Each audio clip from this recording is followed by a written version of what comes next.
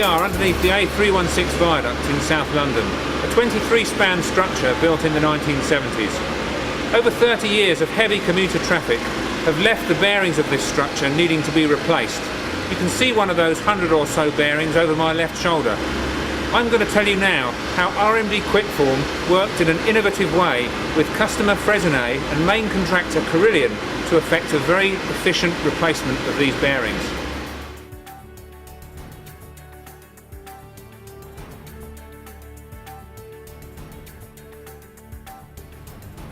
Here we are at the business end of these mega props. You can see we've got four 250-ton hydraulic jacks here beneath a temporary bearing, grouted in tight to the soffit here. These jacks are loaded up to preload and lift the bridge off its permanent works bearings so that the workers can jet out all of the concrete and take out the old corroded bearings and put the new bearings into place, grout them into place with new concrete, and then finally take the load out of these hydraulic jacks so that the load from the bridge is transferred straight back onto the existing piers. Pretty exciting stuff. In this area you can see where the workers have jetted out the concrete around the existing bearings.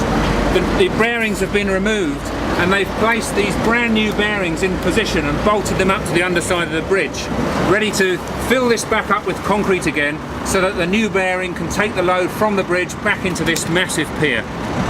The innovative part of this system is how it deals with the horizontal loads that are applied by this huge viaduct that we have above us. As you can see down here, we've got the grout interface with the waffle plate, and you can see this grout has been poured in between the prop and the pier here during the erection of the temporary works. And as these huge jacks have compressed the prop elastically when the load has been applied, you can see that the steel prop has shortened by about 8mm, and it's actually slid downwards on this grout. But because of the profile of this plate here, the prop still can't move horizontally in this direction. And because of these very large bars here which hold the prop this way, the prop can't move in this direction either. So the prop is completely locked in two directions, but it's free to move up and down sliding on this interface. I talked about those horizontal loads, but from this view you can really see these 20mm diameter rapid tie bars. They're stressed across from one side of the pier to the other, squeezing these props together with a huge load in order to generate the friction force that we need at the pier interface here so that the props can't slide in this direction.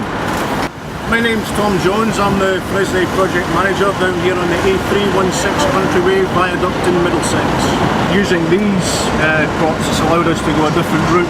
Right. This bridge in particular is not capable of handling putting jacks on the pier, right, so we need something like this in place. Right, right.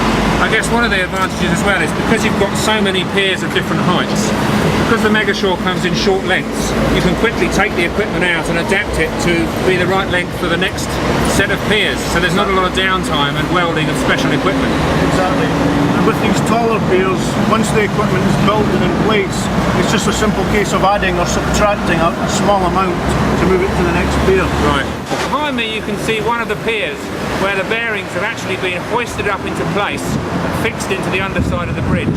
In a minute we're going to go up and see the guys who are actually working to haul these 400-kilogram monsters into position beneath the structure.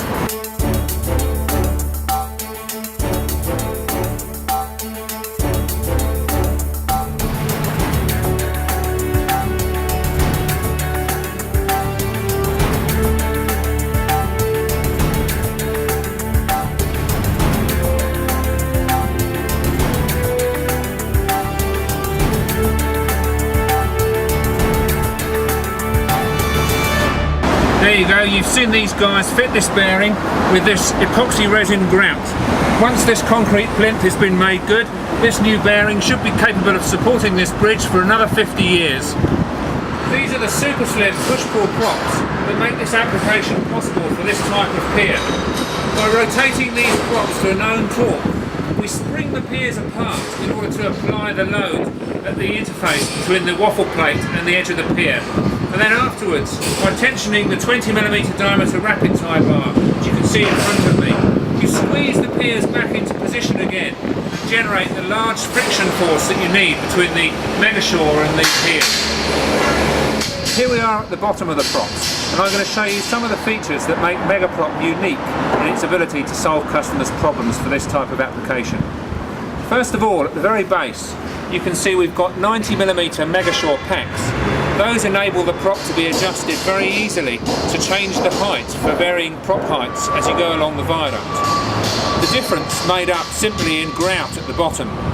But the unique part of this structure, which is completely invisible when the prop is assembled, is the mega prop frames here that you can see that are cut from 20mm thick solid steel plate. It's these frames which are the new and innovative part of this system. When they're bolted in place between the Megashore shafts, they force the entire prop to act structurally in a composite fashion in this direction, so that it can resist buckling over a very long length without any lateral supports. These are the two items that make this whole prop work. First of all, the mega prop frame here, which forces the Megashore shafts to act compositely together in their weak axis. But then there's this special head unit with a serrated edge where the grout gets poured between the pier and the steelwork. These babies weigh 600 kilograms, and they took an awful lot of engineering to get right.